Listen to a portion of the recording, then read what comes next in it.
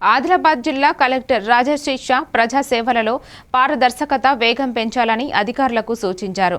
శుక్రవారం ఆయన ఆదిలాబాద్ పట్టణ తహసీల్దార్ కార్యాలయాన్ని ఆకస్మికంగా పరిశీలించారు.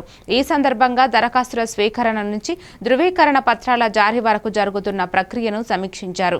ప్రజలకు కుల, ఆదాయ, నివాస ధృవీకరణ పత్రాలు సమయానికి అందేలా తహసీల్దార్, రెవెన్యూ సిబ్బంది బాధ్యతగా వ్యవహరించాలని కలెక్టర్ ఆదేశించారు.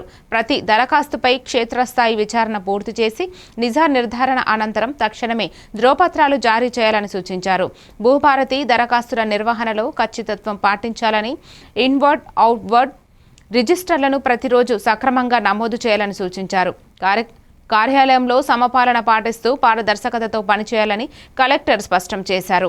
ఈ తనిఖీలో తహసీల్దార్ శ్రీనివాస్, డిప్యూటీ తహసీల్దార్, రెవెన్యూ సిబ్బంది పాల్గొన్నారు. భూభారతికి సంబంధించిన మీ దగ్గర రావచ్చు. ఇంకా ఏమైనా జనరల్ గ్రీవెన్స్ అటువంటి వాటికి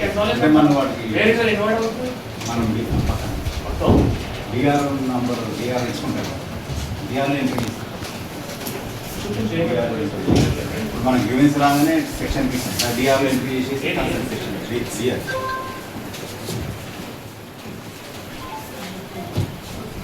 వచ్చినప్పుడు డిఆర్లో ఎంట్రీ సెక్షన్ మార్క్ చేస్తే డిఆర్లో ఎంట్రీ చేసి సెక్షన్ ఇస్తారు.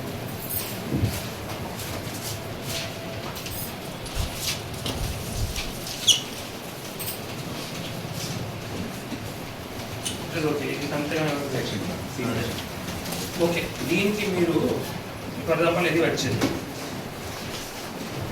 ఈ సర్టిఫికేట్స్కి ఓకే, ఇట్లా ఏవైతే ఉంటాయో అదర్ కేసెస్కి మీరు ఆ పర్సన్కి అక్నాలెడ్జ్మెంట్ ఇవ్వాలి.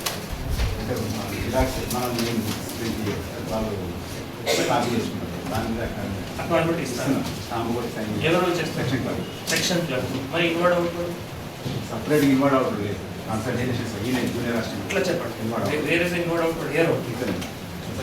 మన కార్పొరేషన్లో సెక్షన్